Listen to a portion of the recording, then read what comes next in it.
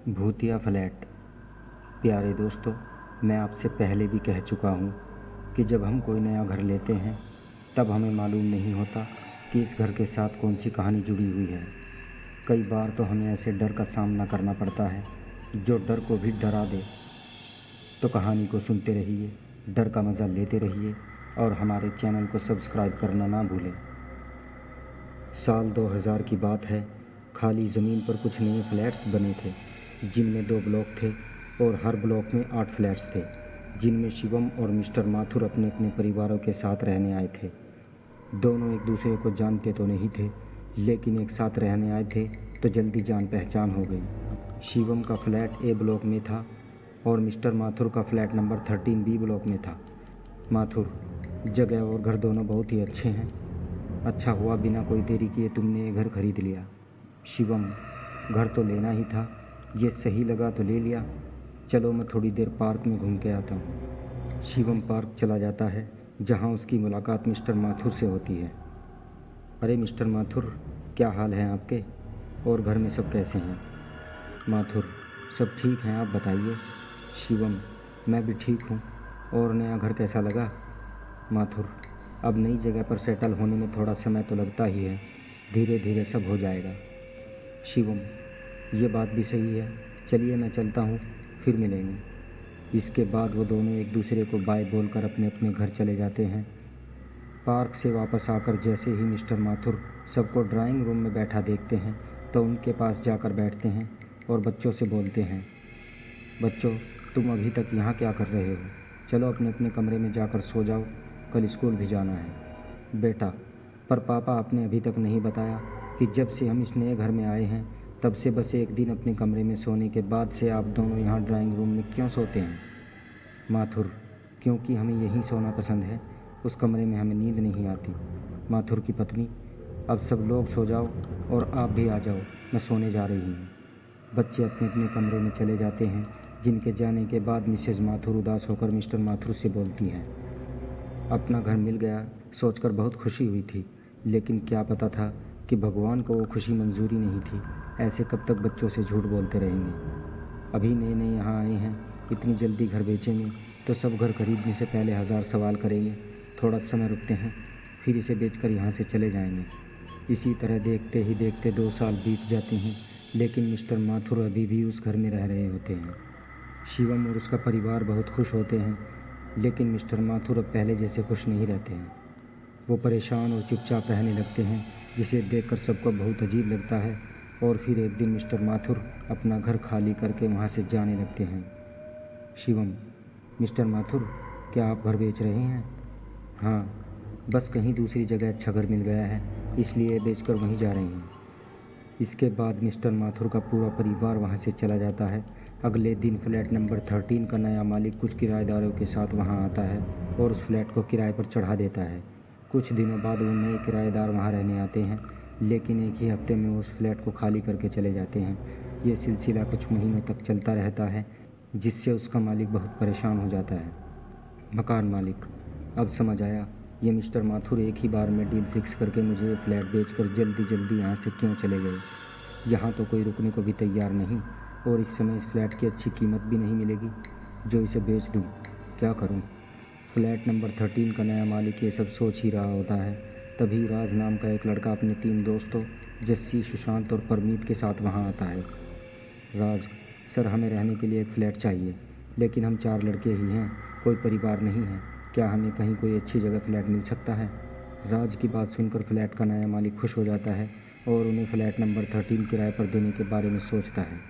Flat तो है, society भी अच्छी है और लोग भी, किराया भी कम देना पड़ेगा, लेकिन एक शर्त है। राज, कैसी शर्त?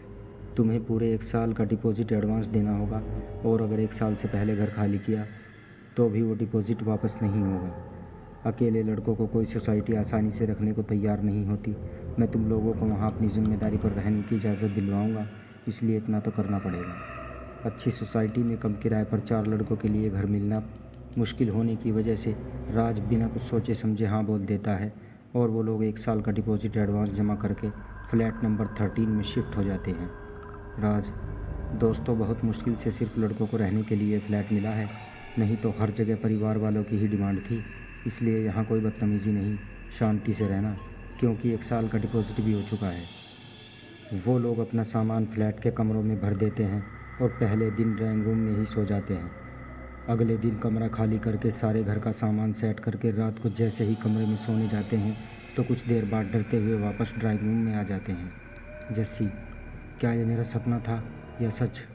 राज, हमारा वहम ही होगा।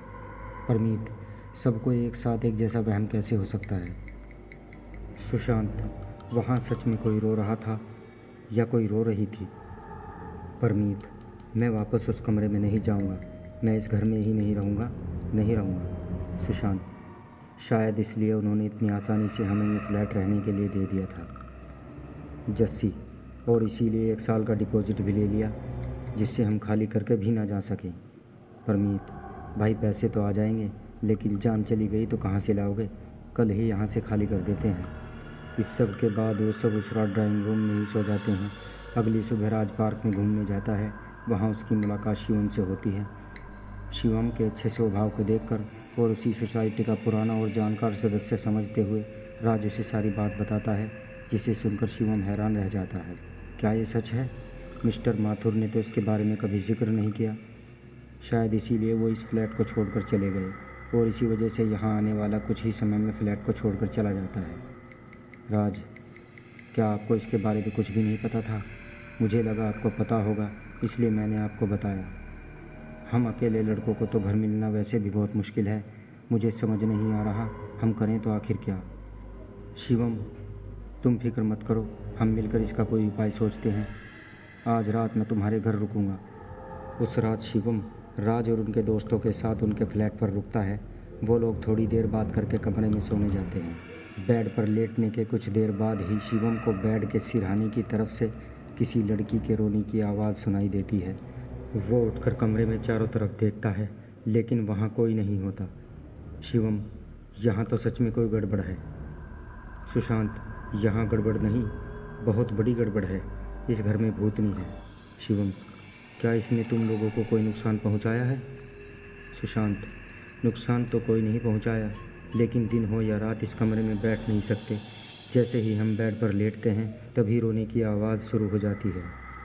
शिवम दोबारा उसी तरफ सिर करके लेटता है, जिसके बाद दोबारा उसे किसी के रोने की आवाज़ सुनाई देती है। वो ऐसा कई बार करके देखता है, बार बार उसे वही रोने की आवाज़ सुनाई देती है, लेकिन पता करने पर वहाँ कुछ नहीं मिलता। शिवम, लगता है ये भूत हिंसक नहीं, इसलिए मेरे बार बार परेशान करने पर भी इसने मुझ पर हमला नहीं किया। सुशांत, हिंसक हो या नहीं, हमें इससे परेशानी तो हो ही रही है। शिवम, चलो आज फिर ड्राइंग रूम में ही सोते हैं, आज इसका इलाज ढूंढते हैं। अगली सुबह शिवम फ्लैट बनाने वाले बिल्डर के पास जाता है और उसे सारी बात बताता है, जिसे सुनकर बिल्डर शिवम से माफ़ी मांगते हुए उसी फ्लैट नंबर 13 का सच बताता है। बिल्डर, जब मैं वहाँ फ्लैट बना रहा था उस वक्त एक छोटी लड़की अपनी मम्मी के साथ कंस्ट्रक्शन साइट पर काम करने आती थी। एक दिन जब हम फ्लैट नंबर 13 के मास्टर बेडरूम में काम कर रहे थे, तभी न जाने कैसे उसके नीचे दबकर उस लड़की की मृत्यु हो गई। उस समय ऐसा कुछ नहीं लगा, इसलिए कुछ दिनों बाद फिर काम शुरू हो गया। शायद उस लड़की की आत्मा है जो रोती है। बिल्डर की बात सुनकर शिवम फ्लैट नंबर 13 में वापस आता है और बेडरूम में जाकर बोलने लगता है। शिवम, बच्चे, मुझे तुम्हारे बारे में जानकर बहुत बुरा लगा, लेकिन क्या तुम इस फ्लैट को छोड़कर जा सकती हो? शिवम के ये बोलते ही रोने की आवाज़ तेज़ होने लगती है। शिवम, अच्छा ठीक है, रोना बंद करो, हम आराम से बात करते हैं। हर बात के बाद रोने की आवाज़ शांत होती है और शिवम दोबारा बच्ची के भूत से पूछता है कि क्या वो इस घर को छोड़कर कहीं और जाएगी या नहीं। इस पर भूतनी खून से दीवार पर नहीं लिख देती है, जिसे देखकर राज बहुत घबरा जाता है। ये तो यहाँ से जाने को भी तैयार नहीं है, हम क्या करेंगे? शिवम, क्या तुम इन लोगों को कुछ नुकसान पहुँचाओगी? क्या वो लोग जब यहाँ सोने आएंगे तो तुम रोना बंद कर सकती हो? बार बार एक ही नहीं के जवाब से शिवम उलझन में पड़ जाता है। उसे समझ नहीं आता कि वो क्या करे क्या नहीं। कुछ देर सोचने के बाद उसके दिमाग में एक योजना आती है और वो राज से बोलता है, ये तुम्हें कोई नुकसान नहीं पहुंचाएगी। अगर तुम लोग इसके साथ ही इस फ्लैट में रह सकते हो तो मेरे पास एक आइडिया है, अगर नहीं तो कोई दूसरा घर ढूंढ लो। अगर ये हमें नुकसान नहीं पहुंचाएगी तो ठीक है, हम यहाँ रहने के लिए तैयार हैं। और हम सोएंगे कहाँ? शिवम, दूसरे कमरे का सामान इस कमरे में भरकर इसे स्टोर रूम बना दो और तुम सब दूसरे कमरे का इस्तेमाल करो। दोबारा इस कमरे में तभी आना जब बहुत ज़रूरी हो, नहीं तो इसे हमेशा बंद ही रखना। शिवम की बात पर सोच विचार करके चारों दोस्त उसी फ्लैट में रुकने का फ़ैसला करते हैं, जिसके बाद वो बेडरूम को स्टोर रूम बना देते हैं और सुकून से घर में रहने लगते हैं। धीरे धीरे वो लोग उस भूत को भी घर का हिस्सा बना लेते हैं। वो सब अपनी हर खुशी में उसके लिए कमरे में खाना रखने लगते हैं और उससे बातें करने लगते हैं, जिसका जवाब बच्ची का भूत दीवार पर लिख देती है। इस तरह धीरे धीरे हर रात बच्ची के रोने की आवाज़ें भी कम होने लगती हैं और वो सब मिलकर उसी फ्लैट में रहने लगते हैं। तो प्यारे दोस्तों, कहानी कैसी लगी कमेंट बॉक्स में ज़रूर बताएं और हमारे चैनल को सब्सक्राइब ज़रूर करें। बहुत बहुत शुक्रिया।